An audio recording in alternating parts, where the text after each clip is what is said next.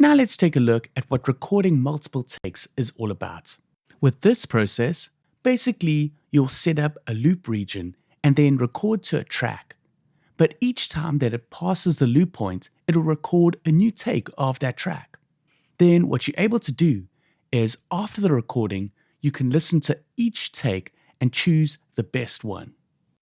Now this feature is available in most current DAWs. The setup might be slightly different, but the feature function is the same. So just check up in your manual how you actually use this feature. So on my side here, I've set up a loop region over here, and this is the part that I want to record a second guitar track to.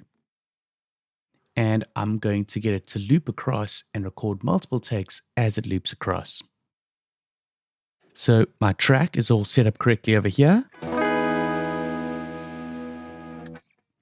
And it's record armed and ready to record. So as I said, I'm just going to loop over those bars and record in the multiple takes. So just keep an eye on the waveform as it goes.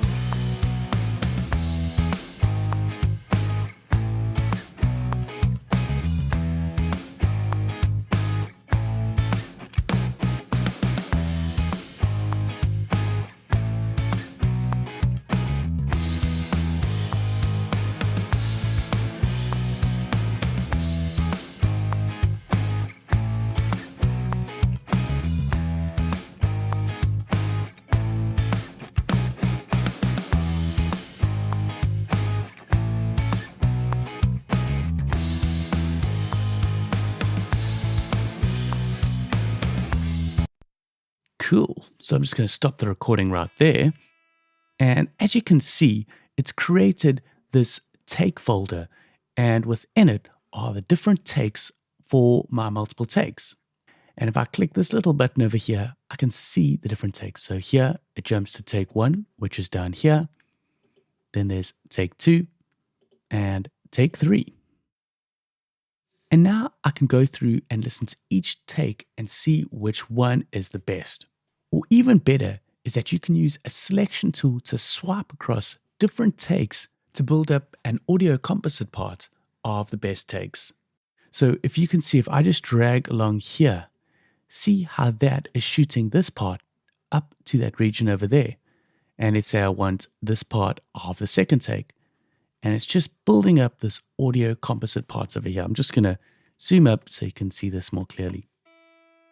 So the best practice is probably to listen back through the takes. So I'm just going to unrecord arm these and I'm going to solo this. So let's listen to the first take.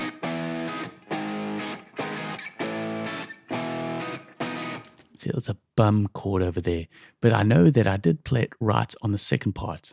So I can just zap across over here. If I take a listen.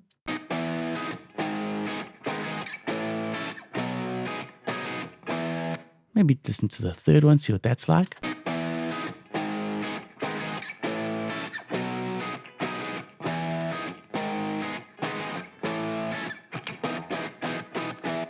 And maybe these guys, see what the difference is. I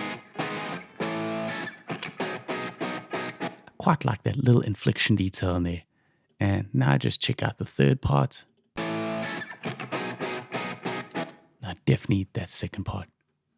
And I'm just going to continue listening through.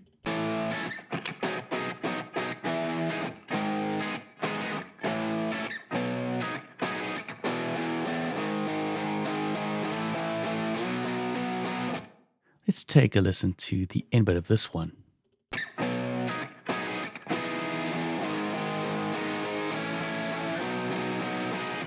But I think my favorite is going to be on this third part.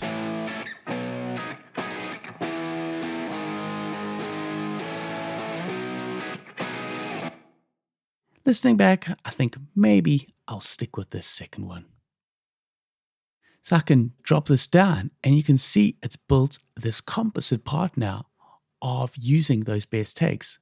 Or I can even go in and flatten it. So this will flatten that, get rid of the takes. And when I zoom in, it will have created these smooth transition crossfades. As you can see here, just to smooth out the changes between the different recorded parts. So if I listen back now, you can barely hear the changes between the different parts. Cool. So that's how to use the feature of recording multiple takes through a looping region, and then taking those takes and listening through them to build up a main audio composite part, or otherwise known as audio comps, of the best parts from each take. Plus, if you're recording all the parts yourself, then you can easily set up your loop points and record away. And then you can come back to the project and swipe through and choose your favorite parts to build up an audio composite of the track.